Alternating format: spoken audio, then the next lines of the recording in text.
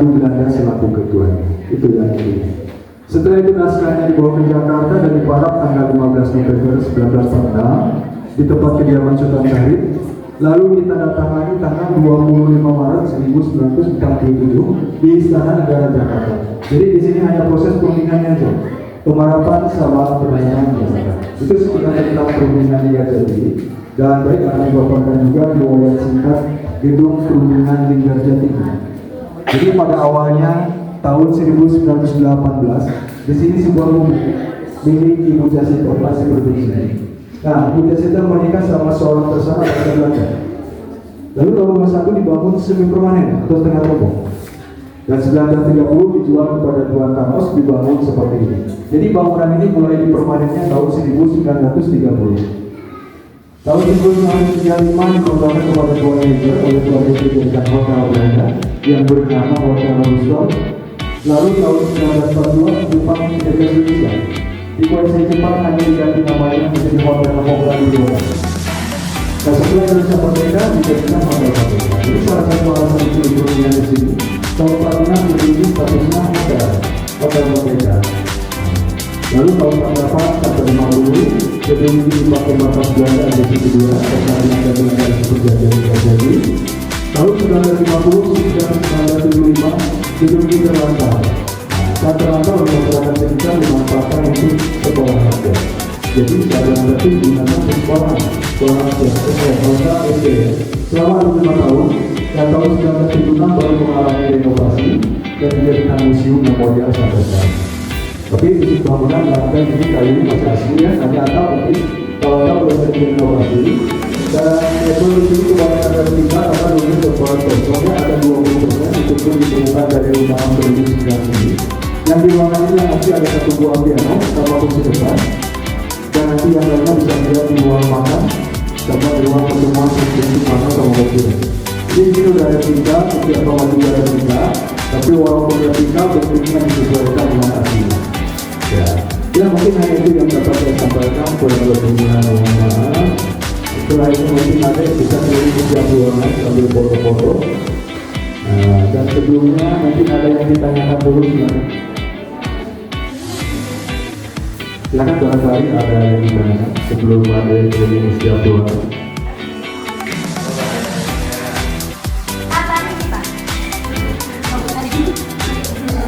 Ada. Kalau ada, silakan untuk melihat. Urutannya mungkin dari sebelah timur dulu, kapal timur sebelah delegasi ya. Sebelah kanan di Indonesia, sebelah kiri Belanda, itu sebelah utara ada ruang pertemuan Presiden Soekarno sama Oscar. Penjaga budaya, peninggalan zaman batu besar megalitikum, inilah yang dinamakan atau yang disebut peti kubur batu. Peti kubur batu yang ada di Taman Purba Pacitan. Salah satu peninggalan zaman batu besar megalitikum, yang mana zaman batu itu berbeda-beda. Ada paleolitikum, ada mesolitikum, ada neolitikum, ada megalitikum. Inilah salah satu temuan megalitikum zaman batu besar yang ada di Taman Purba Pacitan. Adapun fungsi dari peti kubur batu ini digunakan atau difungsikan sebagai tempat untuk menguburkan penyimpanan mayat pada masa prasejarah, khususnya pada masa megalitikum yang ada di Taman Purba Pacitan. Ini yang pertama, yang awalnya oleh petani digali tahun 1972.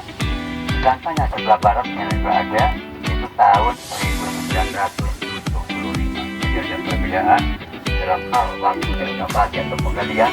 Yang ini tahun 2002, yang sebelah barat tahun 1975, yang mana Taman Purba Pacitan ditemukan pada tahun 2002 dengan identifikasi sebuah peti kubur batu yang merupakan penggalian pertama di Taman Purba Pacitan. Untuk mengetahui benda-benda lainnya seperti altar batu atau model berulang, mari kita menuju ke atas sana.